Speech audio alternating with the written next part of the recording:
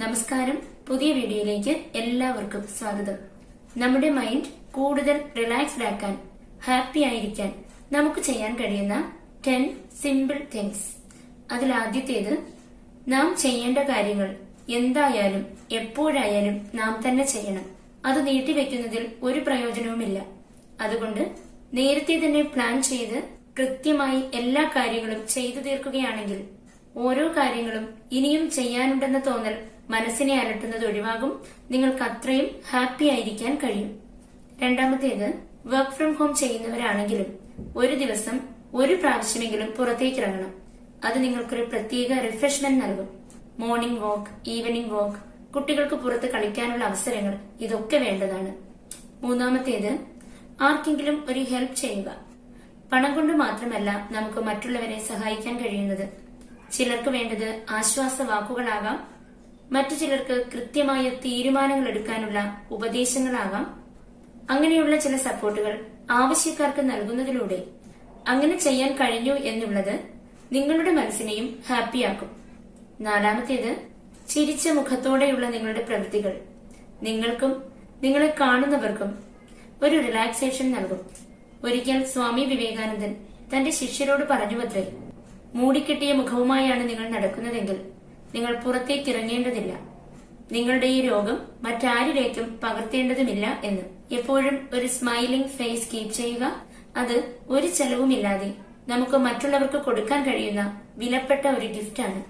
അഞ്ചാമത്തേത്, വല്ലപ്പോഴുമെങ്കിലും നിങ്ങൾക്ക് വേണ്ടി കൂടി ജീവിക്കുക. ഒരു ഫാമിലിയുടെ മൊത്തം ഇഷ്ടാനിഷ്ടങ്ങൾ നോക്കുമ്പോൾ അവിടെ ചിലരുടെയെങ്കിലും ഇഷ്ടങ്ങളും ആഗ്രഹങ്ങളും ഒക്കെ അറിയാതെ പോകാറുണ്ട്. എന്നാൽ മറ്റുള്ളവർ അറിഞ്ഞു ചെയ്യണമെന്ന് കരുതി കാത്തിരിക്കാതെ സ്വന്തം ഇഷ്ടങ്ങൾ കൂടി ചെയ്യാൻ ശ്രമിക്കേണ്ടതാണ്. അത് ചിലപ്പോൾ ഇഷ്ടഭക്ഷണമാകാം, ഒരു യാത്രയാകാം, ഇഷ്ടമുള്ളൊരു ഹോബിയാകാം. അങ്ങനെ എന്തെങ്കിലും മടിക്കേണ്ട, ചെയ്യുക. സ്വന്തം മനസ്സിനെ ഹാപ്പിയാക്കുക. അതിനുകൂടി സമയം കണ്ടെത്തുക. ആറാമത്തേത്, മറ്റുള്ളവർ നിങ്ങളെ വിമർശിക്കുമ്പോൾ, നിങ്ങൾ ചെയ്തത് ശരിയായില്ലെന്ന് പറയുമ്പോൾ ആ പറയുന്നതിൽ എന്തെങ്കിലും കാര്യമുണ്ടോ എന്ന് സ്വന്തം മനസ്സിലിട്ട് അനലൈസ് ചെയ്യുക. അതിൽ കാര്യമുണ്ടെന്ന് തോന്നിയാൽ സ്വയം ഇംപ്രൂവ് ചെയ്യാനുള്ള ഫീഡ്ബാക്കായി എടുക്കുക. ഏഴാമത്തേത്, നിങ്ങളുടെ മനസ്സിനെ അലട്ടുന്ന എന്തെങ്കിലും കാര്യങ്ങളുണ്ടെങ്കിൽ അത് നിങ്ങളെ വിശ്വസിക്കുന്ന, നിങ്ങളെ മനസ്സിലാക്കുന്ന ഒരാളുമായി ഷെയർ ചെയ്യുക. അത് ഫാമിലി ആകാം, ഫ്രണ്ട്സ് ആകാം. അങ്ങനെ ഷെയർ ചെയ്ത് സ്വന്തം മനസ്സിന്റെ ഭാരം ഒഴിവാക്കുക. എട്ടാമത്തേത്, ആരെങ്കിലും നിങ്ങളോട് മോശമായി പെരുമാറുകയോ നിങ്ങളെ വേദനിപ്പിക്കുകയോ ചെയ്തിട്ടുണ്ടെങ്കിൽ അതെന്നും ഒരു നെഗറ്റീവ് തോട്ടായി മനസ്സിൽ കൊണ്ടു നടക്കേണ്ട ആവശ്യമില്ല.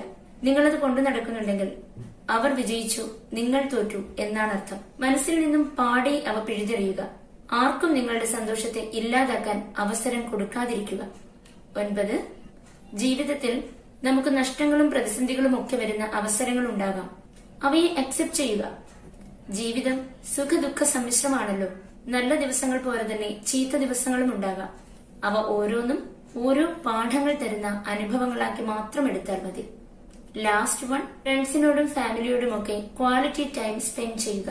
അവരുടെ അടുത്തിരുന്ന് മൊബൈൽ നോക്കുകയും സോഷ്യൽ മീഡിയ സെർച്ച് ചെയ്യുകയുമല്ല ക്വാളിറ്റി ടൈം. ഒരുമിച്ചിരുന്ന് വർത്തമാനങ്ങൾ പറയുക. ഫാമിലിയിൽ ഒരുമിച്ചിരുന്ന് പല കാര്യങ്ങളും പ്ലാൻ ചെയ്യുക. ജോലികൾ ഷെയർ ചെയ്യുക. കുട്ടികളുടെ ആക്ടിവിറ്റീസിൽ ഹെൽപ്പ് ചെയ്യുക.